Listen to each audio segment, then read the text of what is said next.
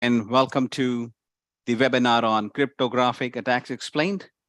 So, cryptography is a practice of securing communication by encoding messages in such a way that only authorized parties can read them. However, as with any security measures, cryptographic systems are not infallible and can be subject to an attack. So, to discuss this further with me today, I have Mr. Ivan Suarez. He is a lead cybersecurity instructor at Old Dominion University, Norfolk, Virginia, and he has also held the same position at New Jersey Institute of Technology and Miami University. Now, Mr. Suarez holds a master's degree in IT from Atlantis University with 17 plus years of experience in project management, security system integrations, network engineering and design, and various operating systems. So over to you, Mr. Suarez. Thank you. Thank you for that intro.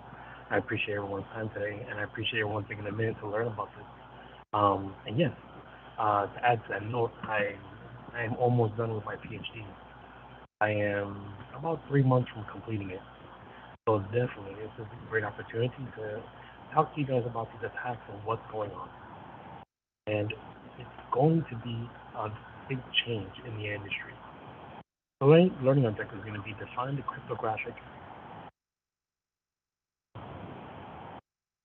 No, there's no background music.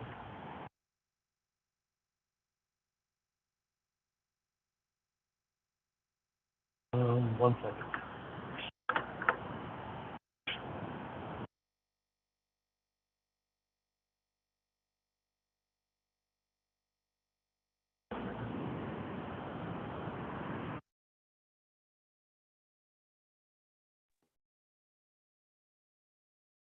Hello?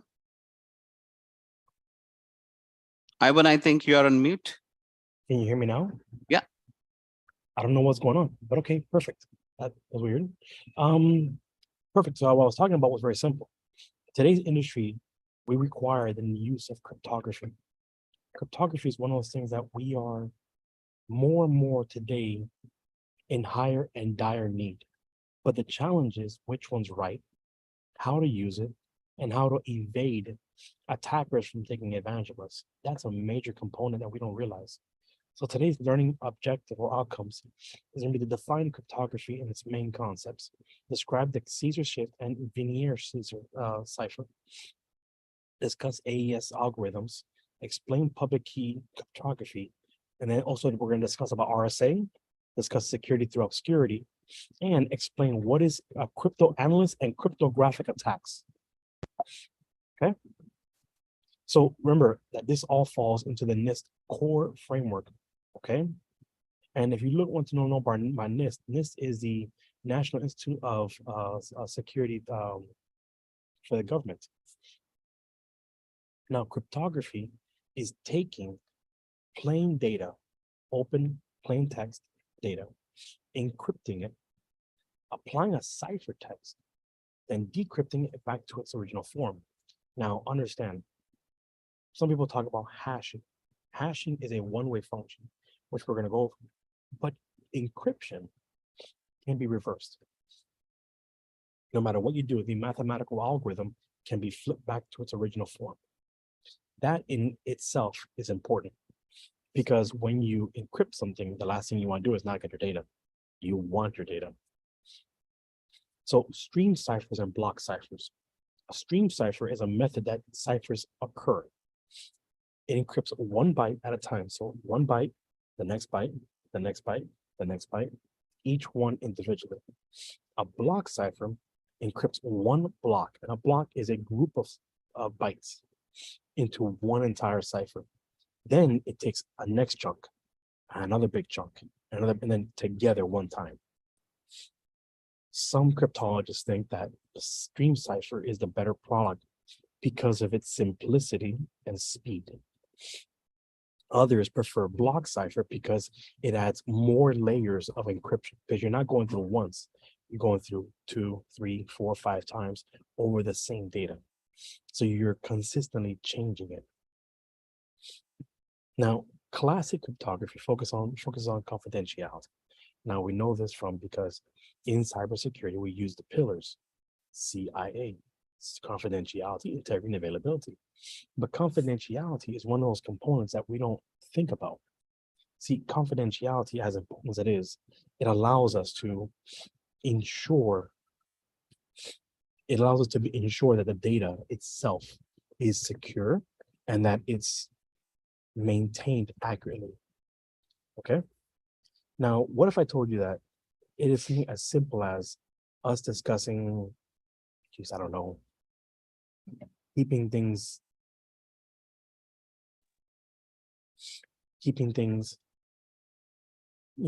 not being used?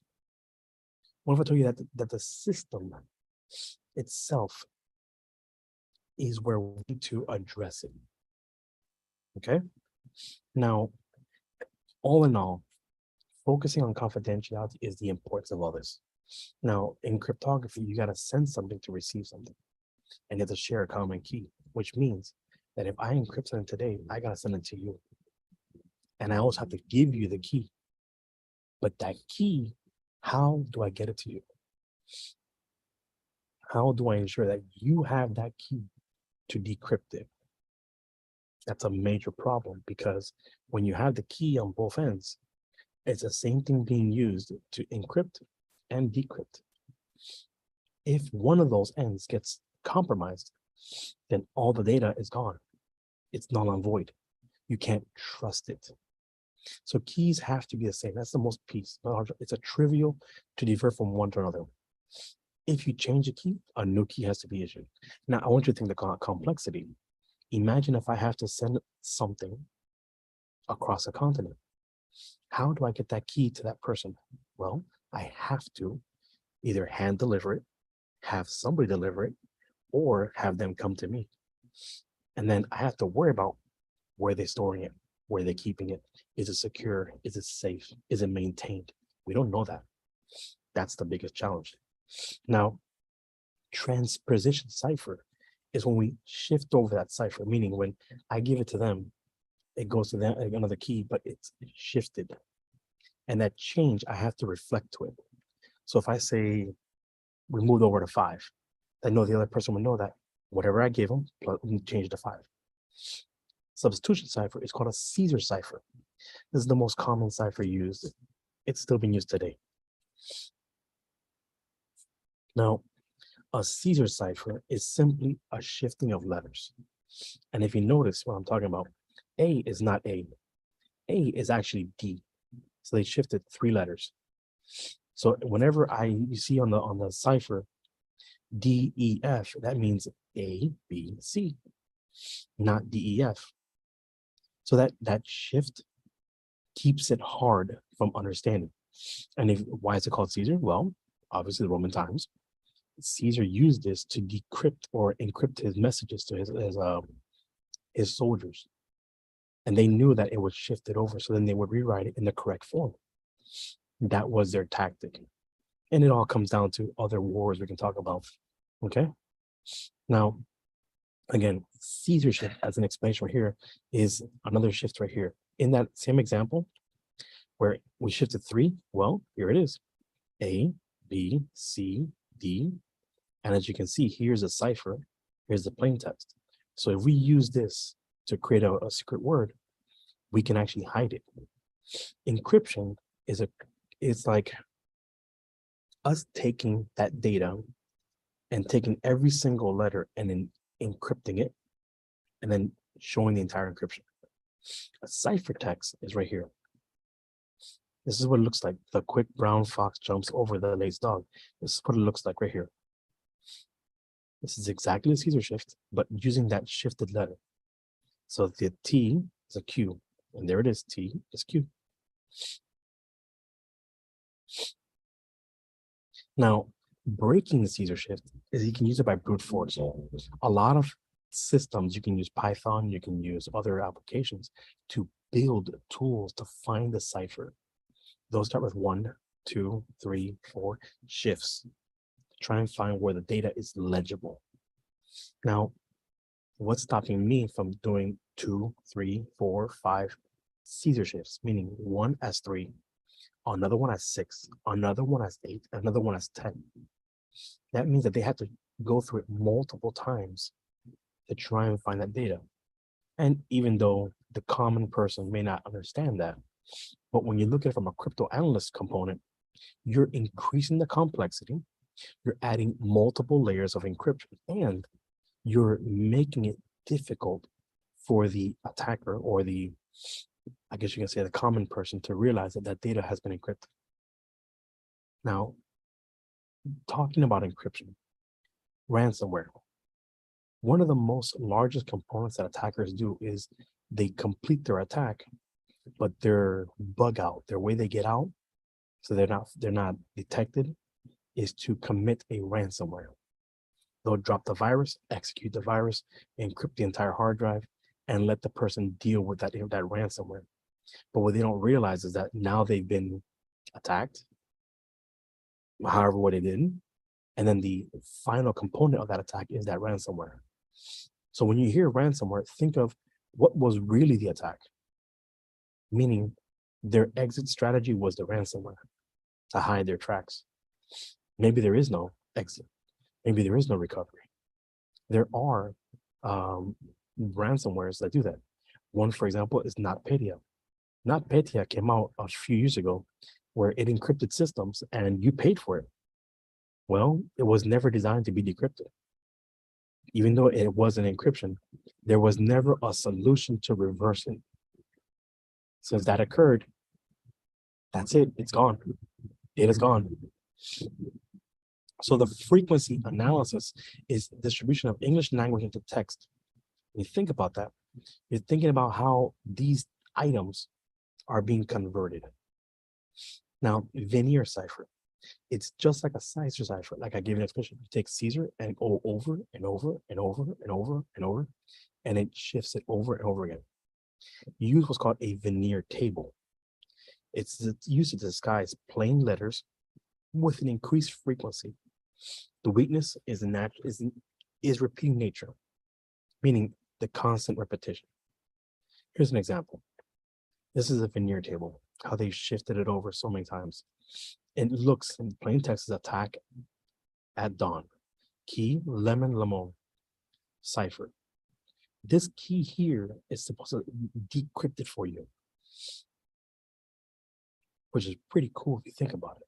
But the end result here, okay, is that no matter what you do with encryption, there is always something that can break it.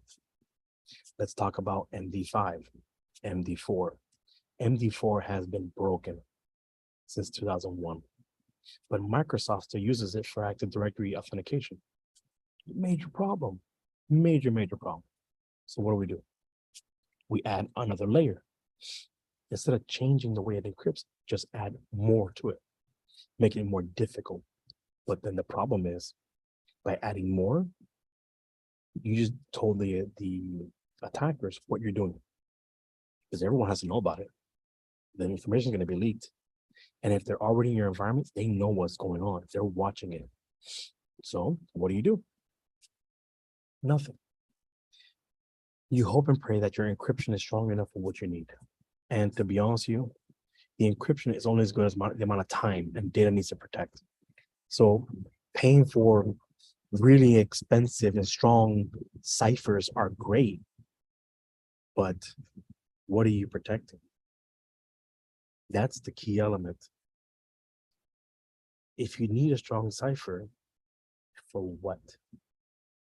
What do you need it for? What are you doing with it? What are you trying to accomplish? And I'm hoping that you guys can understand this, because a lot of people will spend a lot of money buying these expensive ciphers and not protect anything. So then why spend all that money? Why waste all that money? Get what you need that can be broken in the amount of time that you need. So with veneer cipher, it's a very strong cipher, and it's strong for what the purpose that's intended for. Email. Does email require an incredible high level of encryption? No. It requires proper authentication with encryption, 2 layers. And by applying those layers, you're able to ensure the message, ensure that the encryption and the integrity of the file. That's important. So understand that ciphers are being used as a component, not the only result, only feature. Now, AES. AES is very important because AES is our standard right now. There's AES 128, 192, 256, 512, and a few others. What that means is the amount of bytes, okay? Key byte, the amount of bytes it takes and it digests.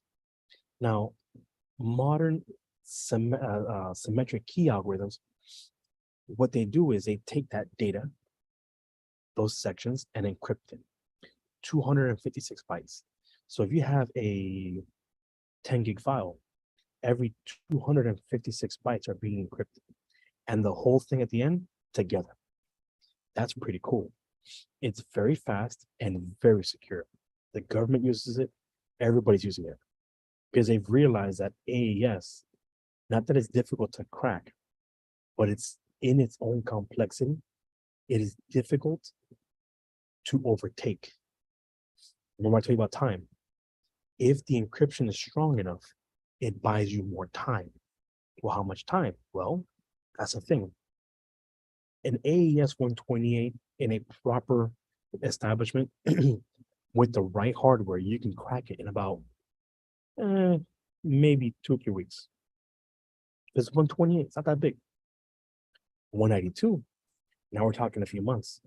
256, maybe 2 or 3 years or longer. That's by brute forcing it. 512, now you're talking 7 to 12 years. Now think about what I just told you about the data and time.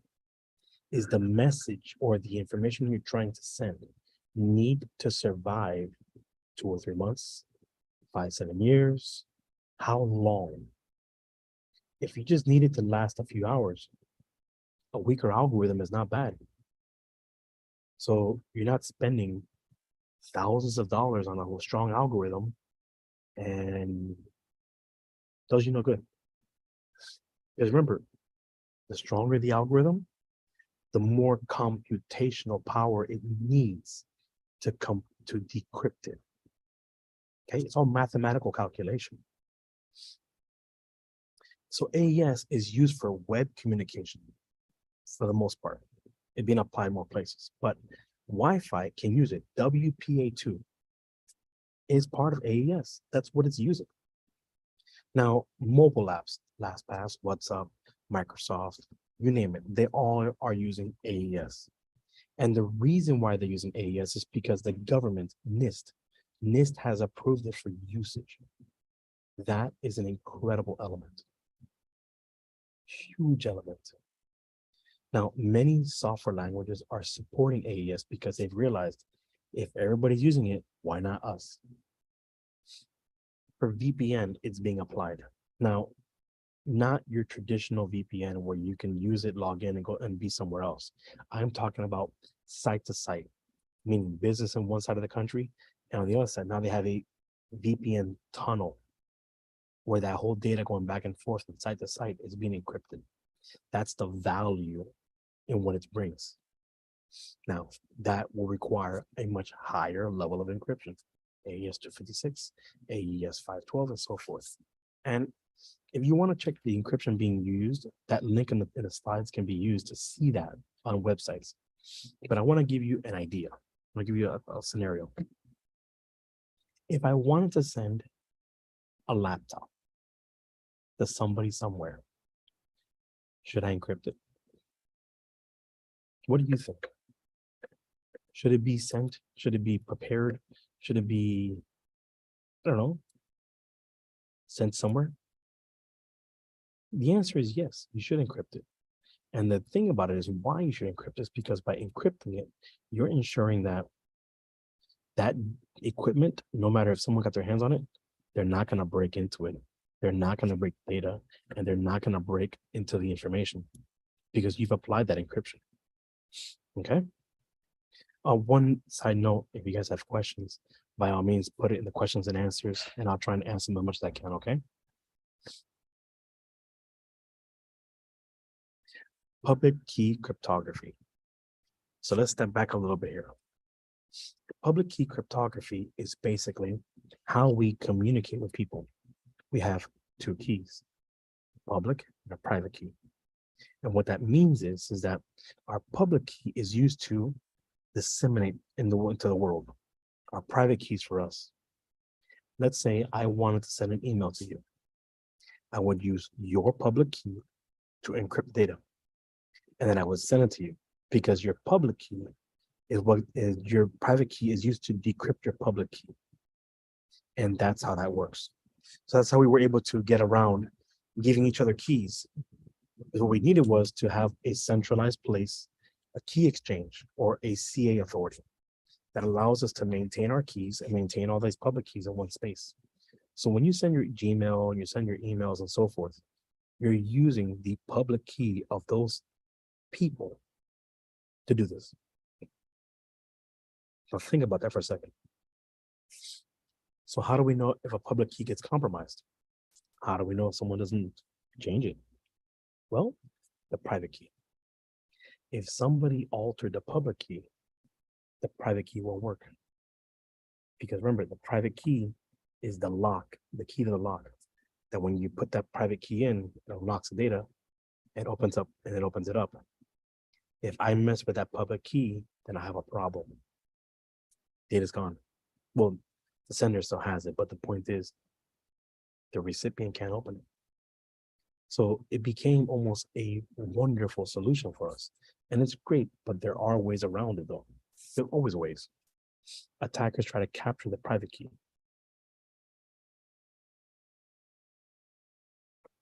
Now, these keys are based upon a mathematical one-way function. It's called a hash. Okay, these hashes are digest. Now, to solve the key exchange in an unsecured channel, this is where the whole asymmetric key encryption came in. Then we have PKI, public key exchange infrastructure. So here's an example of what we were talking about earlier about the public key exchange. So for example, law Alice, a large random number, key generation program, so public, private. Bob sends a message to hello Alice. He encrypts it with Alice's public key. And it gets encrypted, and there's the encryption. Sends it to Alice. Alice receives it using Alice's private key. She's able to decrypt. This is a perfect example of how a public key in the public key infrastructure works. Now, the RSA crypto system. Let's take a second here because the mathematical function is crazy. It's right here. It's MED mod equals N equals M. This whole mythology here is pretty crazy. You have to really understand the mathematics behind it. It's the most widely used crypto key in exchanges for public key systems, RSA. Any website you go to uses RSA. Why? Because it's the most accepted. Remember earlier I told you about standards. This is where standards come in. Okay. One thing I will tell you about RSA, they've gone through a lot of changes, a lot of upgrades, a lot of modifications because they've realized that RSA had a weakness. I believe about 6 or 7 years ago, this encryption was cracked, the algorithm. And what they figured out was every time the algorithm was ran, it produces a hash, a different one every time. So you will see these crypto keys with different numbers. Every few minutes, you get new key, new key, new key, new key. Well, if they knew one of the keys, they can guess every other key moving forward. That's how incredible it was. That attack was pretty impressive. So the crypto algorithm chooses two large prime numbers, let's say P and Q. Let N equal P and Q. Then this is the rest of the algorithm here. Minus P minus 1, Q minus 1, multiplied together equals whatever this function here. Then you choose E over N, such as E is relative to the prime number. It computes D, such as E mod, E and ED mod, and here you go. The public key is just D. That's it. So the inside, the end cipher is C equals ME mod M. The decipher is the opposite. M is the option. So C and M are the main components. Do you want to use a calculator? Here's a perfect example of how to use it. Now, let's take a second and think about this. Your identity, your signature, your who you are. Have you ever signed for a document or signed anything in the past? Well, that's where it comes down to. Your signature is used to authenticate and the integrity. You remember earlier about CIA, confidentiality, integrity, and availability. Well, but two other components. There's non-repudiation and authentication. This still falls under that triad. Now, to ensure that a message is legitimate from a user and it hasn't been altered, we need to ensure the integrity of the file. Why? Ensuring where it's coming from. The authentication proves who did it. So your emails or your documents that are coming to you have to go through what's called a review. System has to check where is it coming from, who is it going to, is it signed, is it authenticated, and is the data accurate? So that certificate inside the email, that S-MIME or DKIM, has all that data about the email, even the hash. And if the email hash and the certificate don't match, you have a problem. So this digital signature is a lot more than just what we thought of. It introduces that non-repudiation. And non-repudiation basically means that we cannot deny that we did something. Okay? Implementation of a hash function, well, it's very simple. You calculate the hash. And a public key cryptography, it's all about hashes. So cryptographic hash function, what does that mean? Well, a one-way function mapping a message to a fixed size. And what's important here, depending on which algorithm you use, you're going to get a digest. I can use 200 gigs into a hash and get 128 characters. That is the mathematical calculation equivalent to that data, even though it cannot be reversed, but that is the value of that data.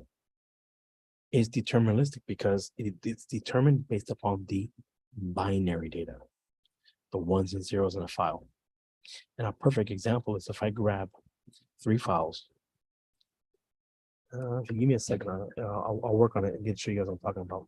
But if you get 3 files and you try and do the same thing, you're going to realize that these files are, well, they don't work.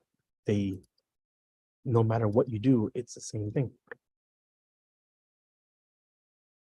Let's see here. So a quick compute the hash and value given a message. That's the most important thing. It's infeasible to generate a message that yields a hash value. Now, I'm going to try and see if I can show you an example of what I'm talking about.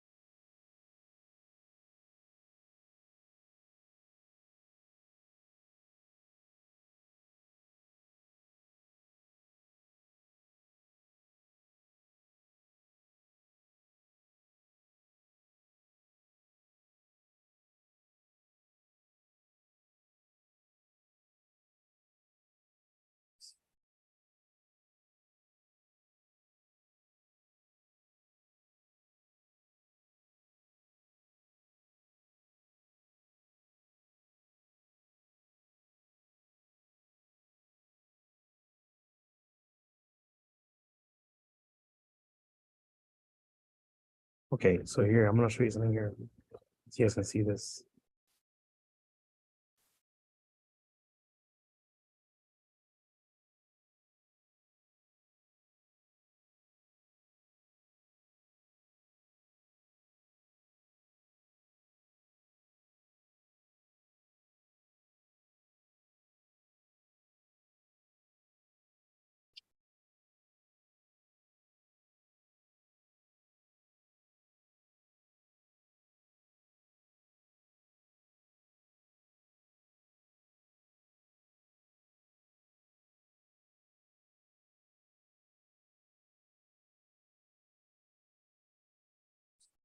I am going to drop some files in here.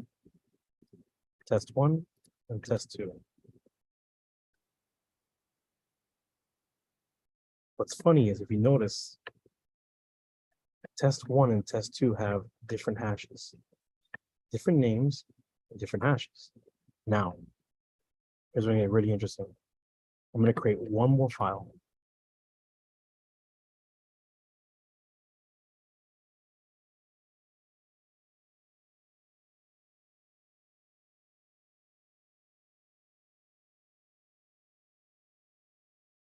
And I'm going to call it test 3. And if you notice, test 3 and test 2 have the same hashes right there. But test 3 and test 2 have the same data inside of it. They both have the word password, but their names are different. And to see it even closer, I'm going to remove all these other algorithms.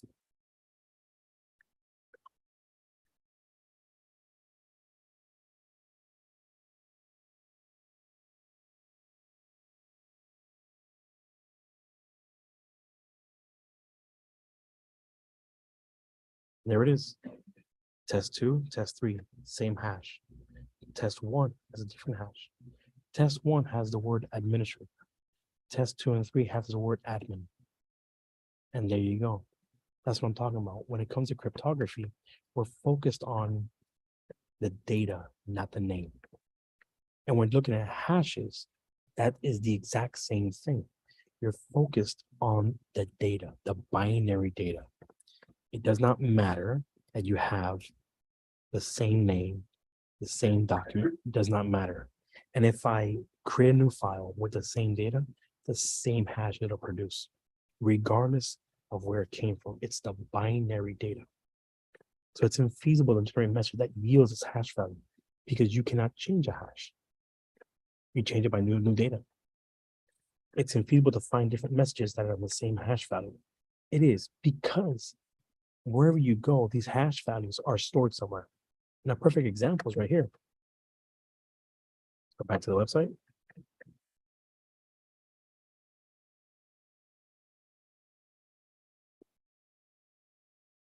Backstation. And if you look right here, you can download all these hashes.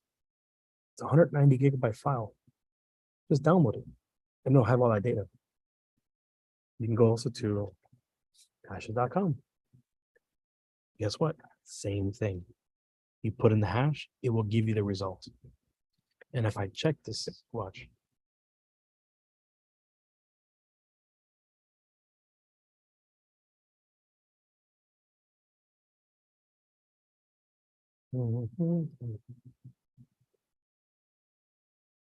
Doesn't recognize it.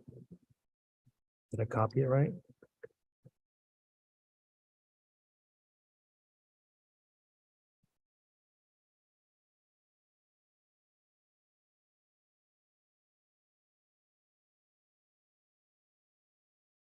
Identify it. Oh.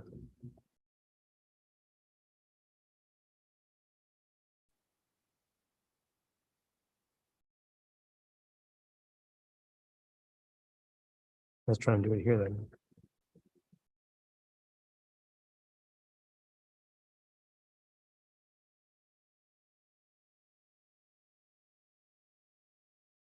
Well, let me find a website.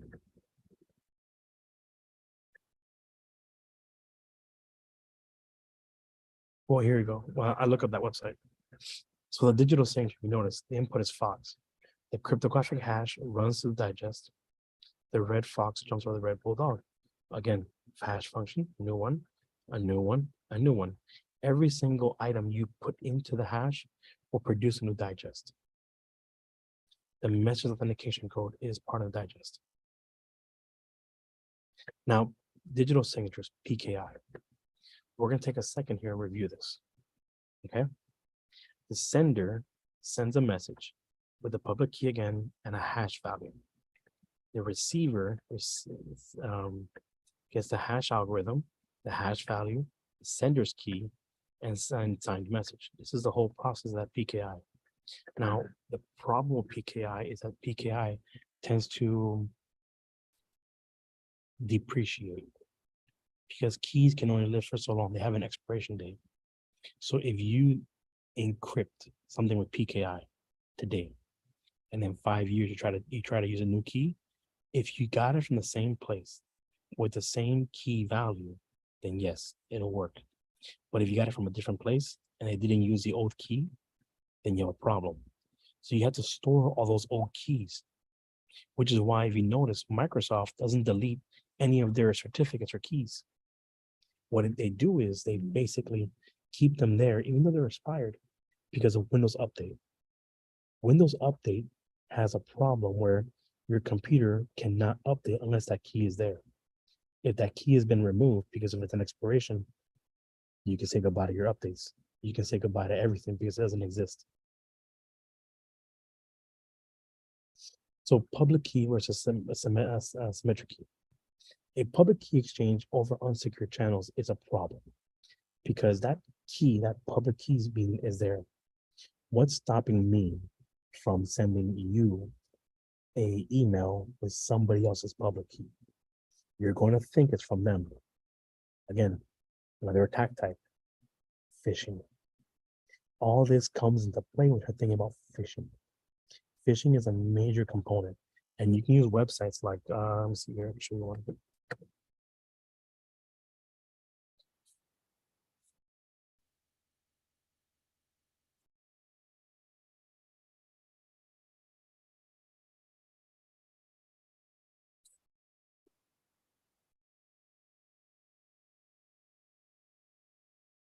Here's a perfect example. I can use this as from me or somebody else from that email, anybody's email.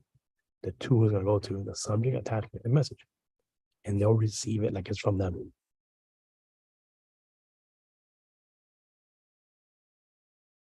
And if you have their public key, it's even better.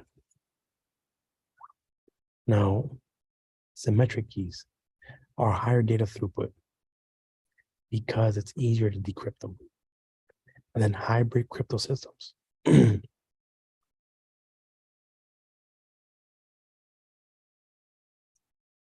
It's a public key for key exchanges. Symmetric keys for data communication are being used for emails, data transmissions, and so forth. I have a hard time saying this, but Kirchhoff principle.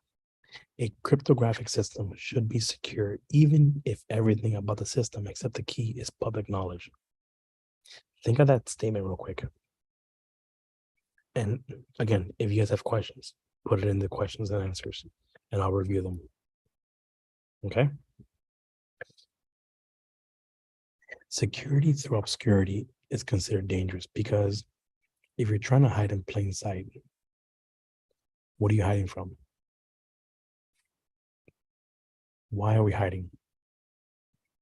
That's a major component because you don't realize it, but all these systems that we're using cause a major problem because all these systems that are trying to hide, for example, if we try to use a remote desktop and we use a common port 3389, well, everyone knows that. Everyone's used it. That's a major problem. By using that, then we have to figure out, is it exposed? Is it available? Who can log into it? Do we have the proper authentication?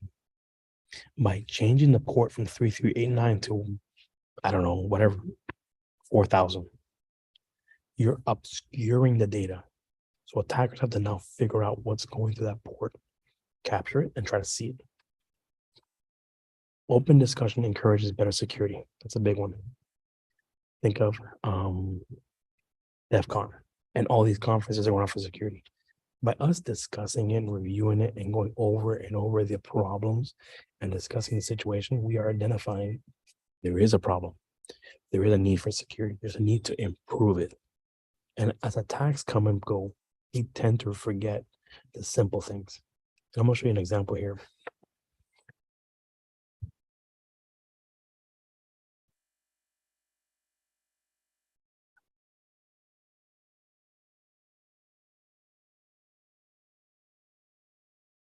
Here's a website called the Hacker News. You can see all the attacks are coming through. Secure user authentication method. CSA warns of affecting industry controls. Backdoors created and leaked by CIA Hive. Malware. There's so many things here that are going on. And guess what? At the end of the day, it's all bad. Okay.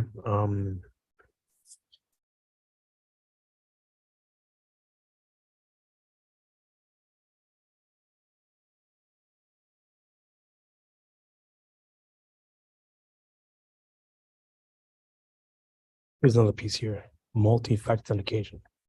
So Uber hack by multi-factor is a growing threat in enterprise because as we are trying to use these higher level securities, these encryptions and so forth, that's great. But an encryption is only as good as the person using it. MFA fatigue, also MFA bombing or MFA spamming, basically means that we are using these tools. Attacker finds a number, tries to authenticate, and they're going to drive you crazy. They want you to accept that authentication. And then when they do, they're in. And that's the problem.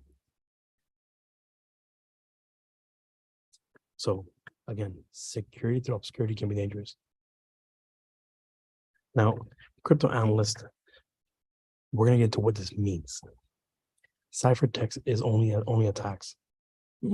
Technically, a ciphertext is used to hide confidentiality, that data, in plain sight. Known plain text attacks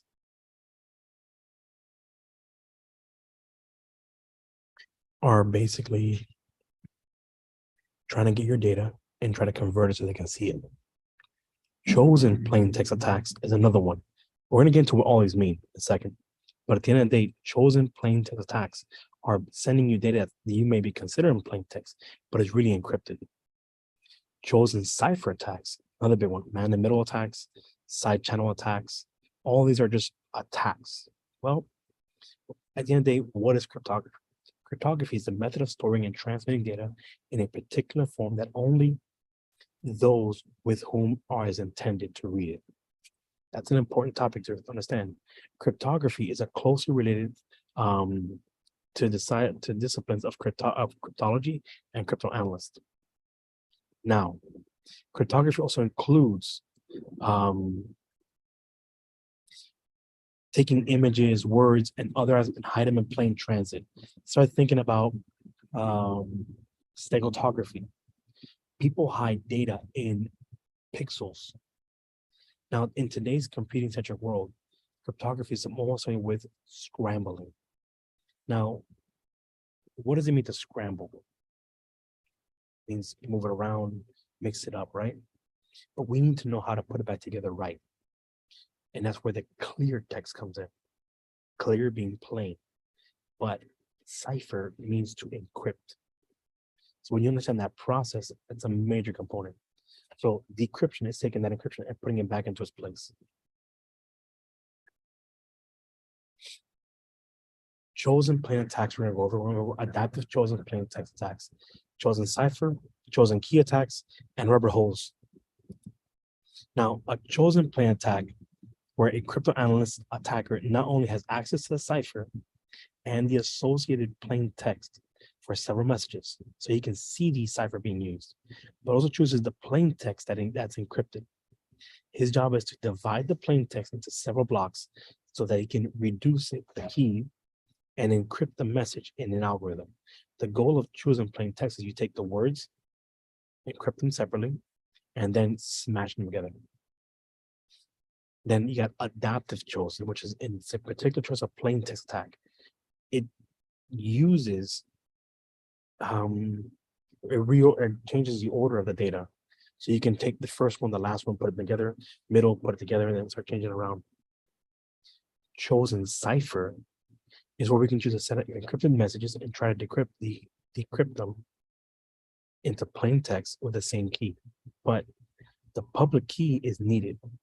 The method for attackers is using two keys, let's say key 1, key 2, maybe even key 3, and they use those keys in sections, section 1, 2, 3, 4, 5, and they move them around. That is it's called a attack on crypto systems. Once they figure out one key, they can start working the rest of them. And then chosen key attacks is where someone has information that has to do with different keys. Other keys are not yours. And based upon those keys, they can figure out your key. The last one is called a rubber hose. It's used by bribery, extortion, threats. Basically, is that you assume the first four are for crypto analysts to complete, but the last one is for someone to go after, meaning they're going to come after you for it. So at this point, do we have any questions?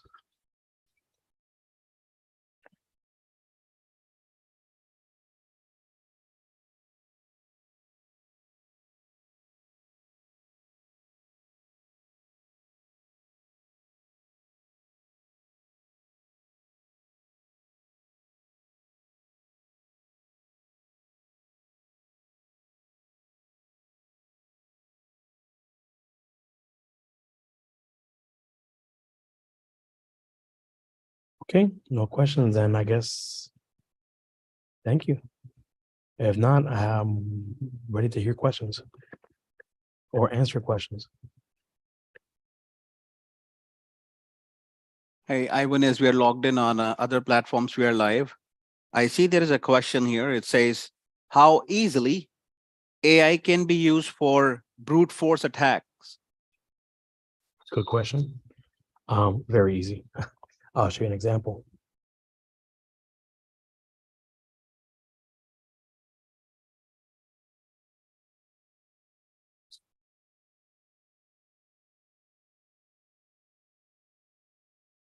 Here's a company called Coalfire. They're a cloud-based system. They're developed for open source password cracking, but they also use encryptions. And they released something called NPK. Well, this system right here called Coalfire is cheap. It is not that expensive. You're probably going to spend maybe $10 cracking a password, maybe less. And it's using AWS systems. So granted, you have to understand how to use AWS, but it's not that hard. And if you notice, NTLM batches of Active Directory passwords, WPA2 passwords. It can test them and break them quickly. So this is not a form of AI, but it's a form of algorithm that uses an AI base. Another one is ChatGPT.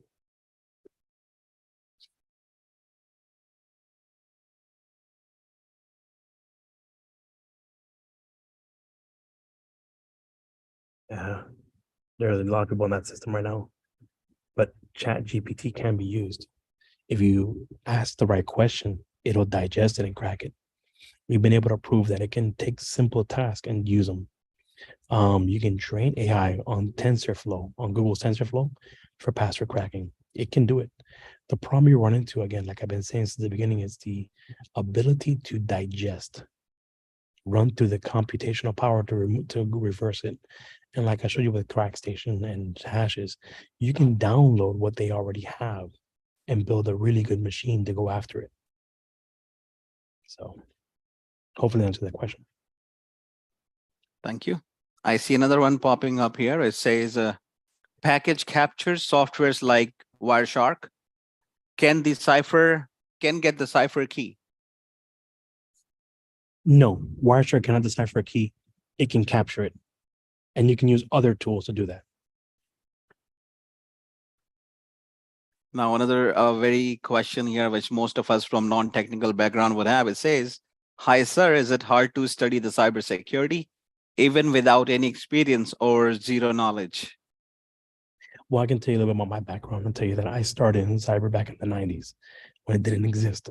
And I've been teaching it and making it my profession because it's a passion.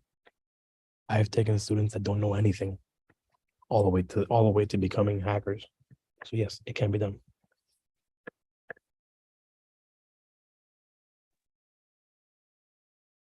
Thank you. I have one here from Harry. He says, please, can I have the materials available for future reference? Yeah, it's it should be posted. That's more a question for you guys. I've already given my material, said you guys can use it. And to add more to that question about the zero experience, I'm gonna give you a question, and maybe I want you guys to answer it on your own. Don't worry about me. I'm gonna ask away a question. You work in an environment, you know that there's weaknesses, you know that there's a problem, meaning you know that there's a door that doesn't close right. You know that people are very vulnerable. You know that maybe there's a trick to get past something. You're already working in something that you feel uncomfortable. And you're looking at things, you're going, man, this is not that difficult. You're probably analyzing, going, there's nothing stopping me from breaking this. When it comes to this kind of cyber world, you don't have to take on the entire world of cyber. You can take it into pieces to learn Microsoft, learn cloud, learn networking. And then my advice would be learn what we call the foundation. How do you build a house? You start with the foundation and you build up. Start with the core components and then start building your knowledge and then again your experience. And what that'll do is it'll help you understand the higher level cyber problems. You can get into forensics, pen testing, all that other great stuff, but you have to have a good foundation. Okay. Can you overview how many courses in cybersecurity? That's more of a question for the program. What is the starting point to start? I always tell my students Microsoft, either Linux or Microsoft. Microsoft because you're already accustomed to using it, but Linux is a good start. What is the biggest challenge that you ever have? Biggest challenge. Okay, I'll give you an example. I had to go to another country and help out in a situation that they were having where they very, very political. And what I had to go do there was I had 72 hours to conduct a forensic report, a forensic review of equipment that was being used by a certain group and provide an answer and provide a solution to their problem. Took me a little longer, but I did figure it out. And what I ended up finding was these people were using company hardware to host a underground website with I hate to say this, but it was pornography, but not of adult, it was child pornography. And that was probably one of my hardest challenges I've had to do because it wasn't a question of being able to do it. It was more about the time. Some of these jobs we work on, we can work on it for 2 or 3 weeks or a month or two, but that one, because we had basically 3 days, was a major challenge.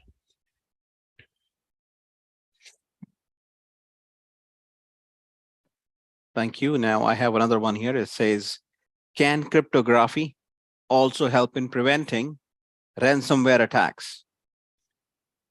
Not prevent. See, cryptography is a tool. Ransomware, okay, your laptop probably has BitLocker or some encryption tool already. Great. The problem is when you're using it, your computer is decrypted. And if I drop ransomware on a decrypted computer, encryption's not going to help you. It doesn't work. It's already decrypted, and I'm going to encrypt it with something else. What will help you is proper application armor, proper an antivirus, some sort of protection piece. That's what will help you. Thank you. So I have another question coming up. It says, how is blockchain technology related to the cryptography domain? Well, cryptography is basically the infancy of blockchain. Blockchain is basically like the next level of cryptography because they're using cryptography amongst many systems, meaning they use a ledger. If everybody has the ledger and the ledger has all the data, you cannot modify that for every computer at every time instantly. So by having everybody having that ledger, it ensures that everybody can keep everybody else honest, basically. Because when you really think about what we're trying to do, blockchain technology takes the block of data, produces a hash, and that produces into a ledger. The ledger then is where the source of truth is. That's where the integrity comes from. If someone modifies a blockchain, They modified it in one space, one ledger, not all the ledgers. And we're talking millions of ledgers. So for someone to, let's say, hack into a blockchain platform, they would have to modify every single ledger at the exact same time when it occurs. And that, even though it hasn't been accomplished, I can almost guarantee you AI is going to assist with that.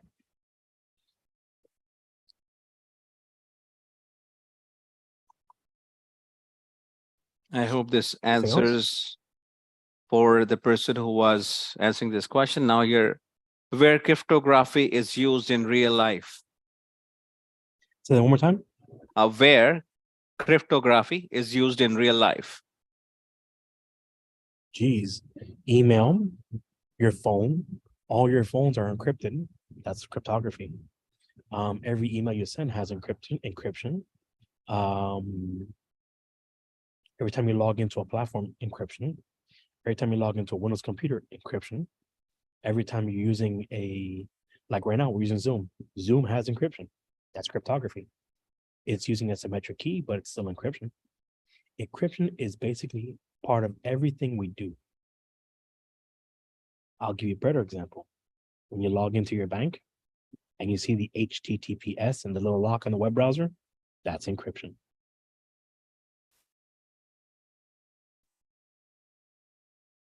So you're using it everywhere. Great, thank you. So I do not see any more questions. We can wait for another maybe 2 minutes if there is anyone who wants to ask a question.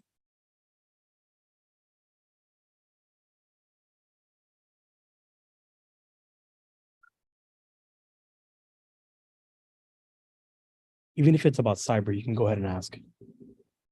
I don't mind asking cyber questions.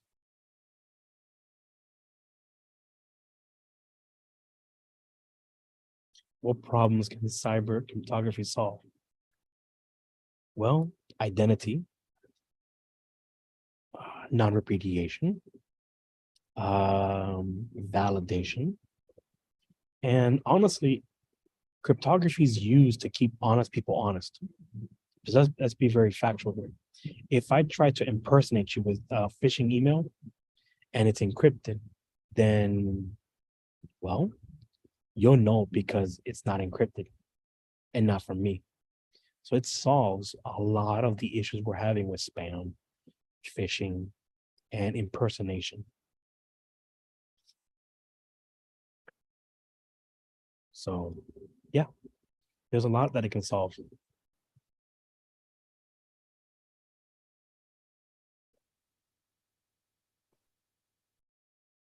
Any other questions?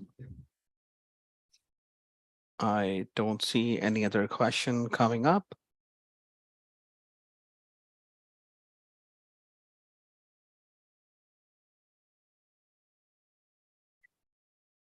What is the weakest cryptography? Oh man. Well, DES, Blowfish, AES 128, AES 192, MD1, MD3, MD4, MD5, basically all of them, because they all have weaknesses. They all have problems. None of them have been perfect. And to give you an idea how much more we talk about this, every year the government has a challenge where people develop algorithms and they'll take on the biggest and best one and test it further. That's how AES became the de facto for authentication. But if you notice, they're using AES 256. That's the minimal standard right now. Well, unfortunately, it's already reaching its end of life. And we're going to have to move into AES 512. China is already on AES 786. So there you go. How can a data scientist analyst use crypto analysts? You ever heard of Alan Turing? The guy that cracked the Enigma? Well, he was a data scientist and he used the study of cryptography to be able to crack the Enigma. So that's a simple Cryptography is used in everything, literally everything. And in data science, well, how are you going to know if something is being treated correctly, if data is being sent correctly, if data is being used correctly, and if data is encrypted, you have to decrypt it to use it.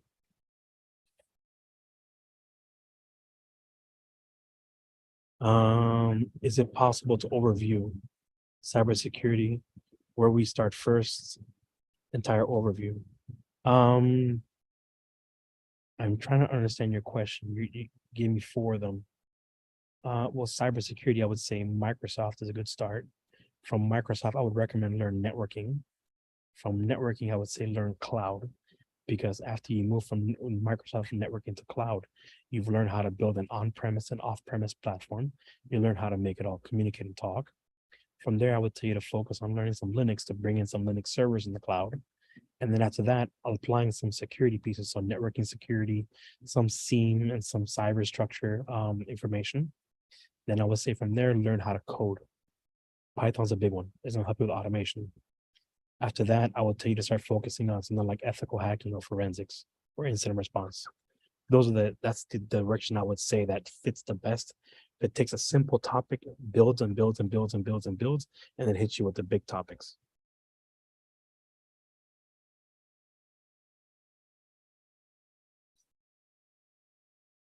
You have networking experience. Okay, good. I worked 12 years in Linux experience. Good.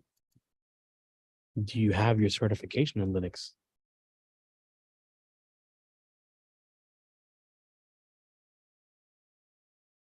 How many programming languages I need to learn for cybersec? For cybersecurity, I would say to learn and to be proficient, I would say 1, Python. Python can do Java, Python can do .NET, Python can do them all. But if you want to be, I don't want to say proficient, I want to say educated, learn Java, but not to the level of an expertise, the understanding of it.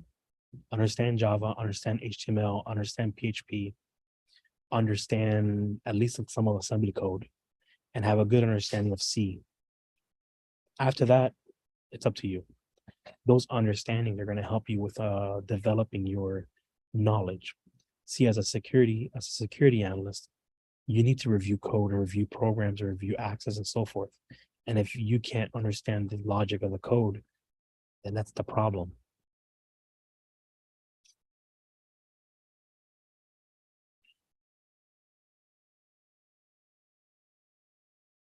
That's great. You have a lot of experience, but have you taken the certifications? Have you proven you can do it? And lastly, if you have all that experience, why not pursue something like Cisco CyberOps? It's a great certification that brings in security with your networking experience, and it uses Python. Okay. Any other questions?